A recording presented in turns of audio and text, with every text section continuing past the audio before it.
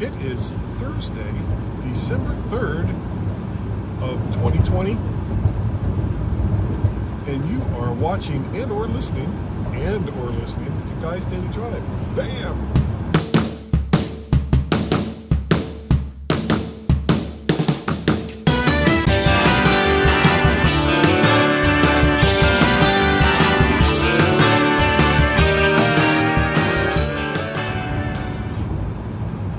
And good morning, daily drivers. It is so good to see and or hear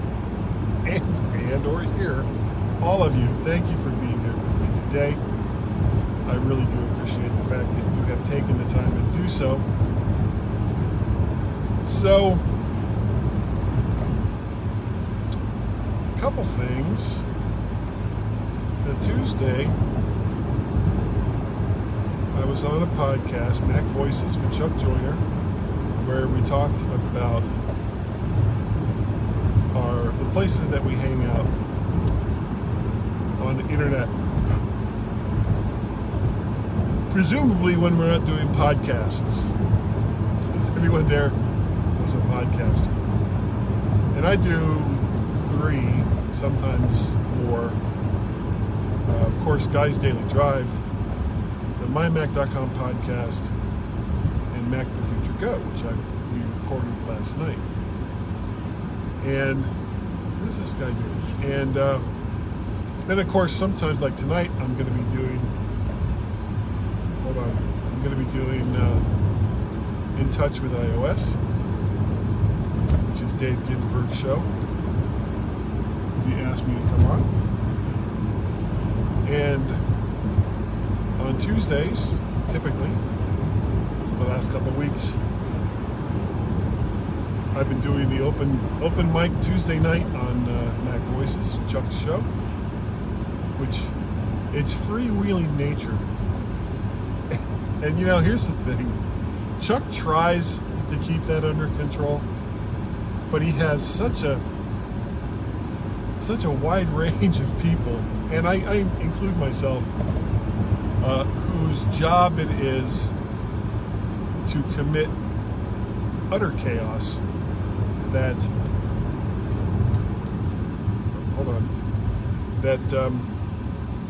it sometimes spirals out of control, which is kind of half the fun of doing that show. And we were talking about places we hang out on the internet, including but not exclusive to social media sites. And I've been on, who hasn't been on Facebook for a really long time, and I've seen most of the havoc that can happen with Facebook. And of course, everyone is all upset because of Facebook's policy of selling advertising and selling information related to you so that they can target ads towards you. And they're upset because, I guess, some people's political bend who doesn't agree with their own manages to post stuff on Facebook. And that makes people unhappy, I guess. Frankly, if there are people in the various social media sites whose politics you don't agree with, don't follow them. Or if they're constantly posting stuff about politics or whatever topic it is that you aren't interested in, don't follow them. Mute them. And you don't have to block them if you don't want to. There's a lot of people on Facebook who I've just muted because I just don't want to hear their crap anymore. Everything, it's like 24/7, all politics. Just like figure out something else to talk about, people. Same thing with Twitter. There's a lot of people, and I've blocked very, very few people. But I mute people all the time. If all you do is post stuff about whatever your political preference is. Whether I agree with them or not, I'm going to mute you because I'm tired of it. I don't need to hear it all the time. Hey, I'm glad that you're so engaged and that, politician A or politician B is the one that did or did not get elected and you're either happy or upset about it. I don't care. I seriously do not care about your politics. So find something new to talk about, please. And the fact that Facebook and or Twitter will block some of the things that you say or even give you a little timeout or vacation. Okay, well, you went into it knowing that that was a possibility. So when it happens, don't complain, stop whining about it. Here's the thing, and yes, I do agree it's a form of censorship. And I do agree that there appears to be some political bias on Facebook and Twitter. Some political bias. But really, what their whole job is, the one thing that they want to do, and I know this may come as a shock, the one thing they want to do is make money. And if catering to a particular brand of politics makes them more money than catering to a different brand of politics, then that's what they're going to do. So find someplace else. If you can't handle that, find someplace else to post. Find someplace else to hang out. Tell all of your friends and go to that new place. And we were talking about some of these sites on Chuck's show, and I've been trying a few different ones because Facebook has been bothering me for a while, not because of the censorship, mostly just because of how much they know about me and what it is they do with that information, which kind of bothers me. So I went to one place in particular.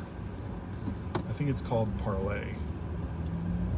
And I was, I went a couple of times and I looked to see what the content was like. And the very first thing they did that really turned me off to the site was they had a whole group of people. It was like, well, you should be subscribed and following the content of these people right here. And it was almost all like ultra super right-wing people, and some middle of the road right-wing too. But it was like, okay, well, this is just Facebook in reverse. And if I'm not interested in Facebook, why would I be interested in Facebook in reverse? My politics, I don't talk too much about my particular politics, mostly because it doesn't really fit in any particular genre.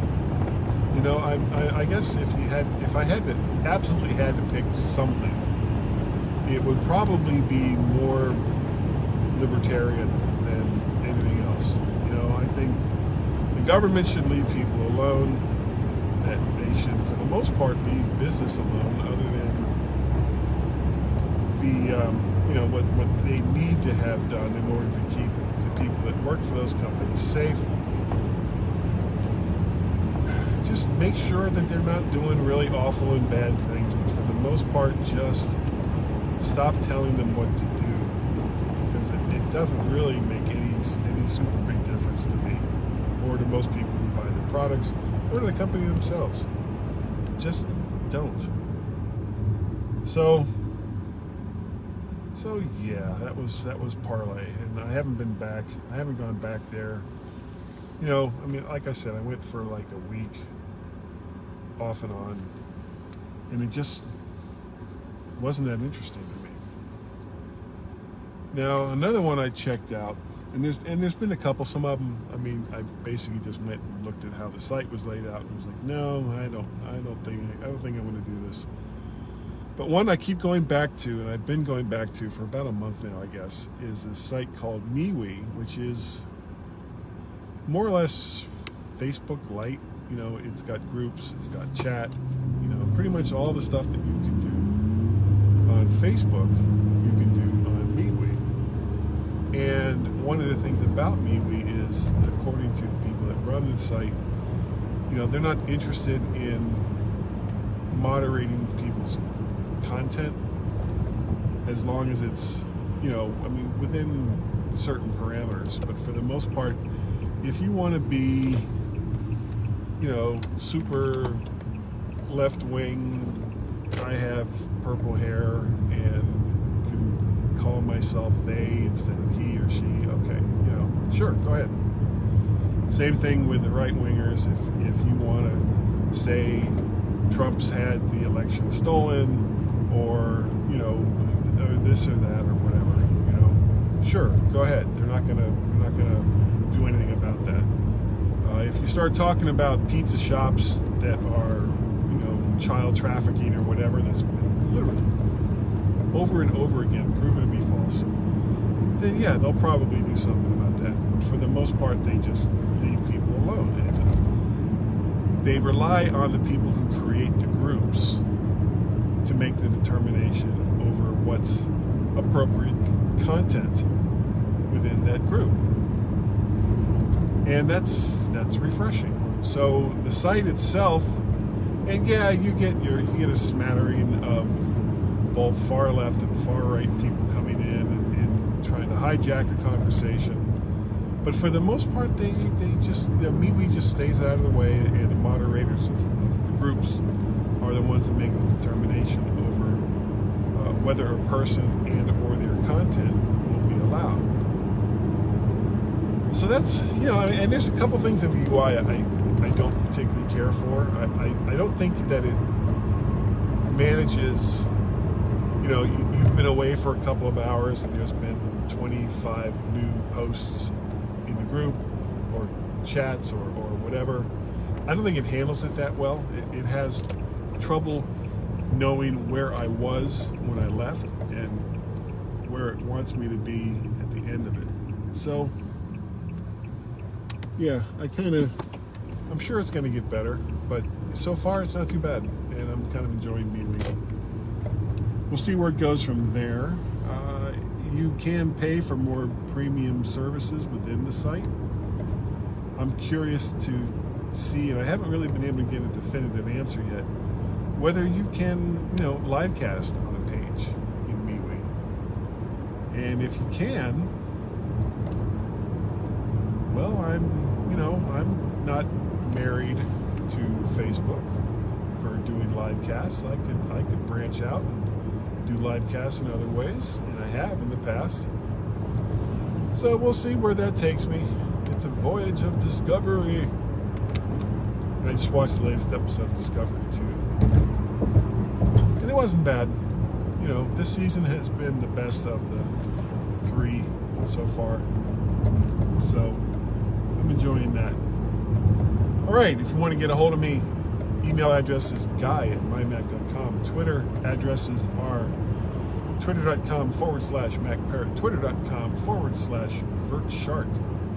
VertShark is the website where you can go and you can see all of my audios and all of my videos.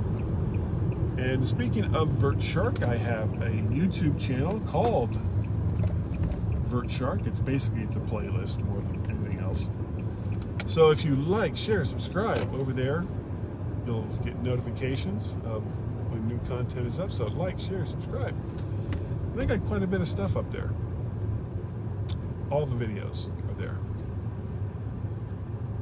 What else? I do the Mac to the Future Go live cast on Wednesday nights. We just did one last night with David Ginsburg and Warren Sklar. And I do the MyMac.com podcast with Mr. Gazmaz almost every single weekend. We have a great time with that. And I think, other than saying go to patreon.com/MacParrot, coffee, KO-FI/MacParrot, and to pay a pal, go to paypal.me/MacParrot to help me pay for all of this equipment and all these things that I do. And that is going to do it for today. Thank you all so very much. Well, it's really bright, for watching and or listening to Guy's Daily Drive, and I will see you right there, you in the back, next time, right here on Guy's Daily Drive. Bye.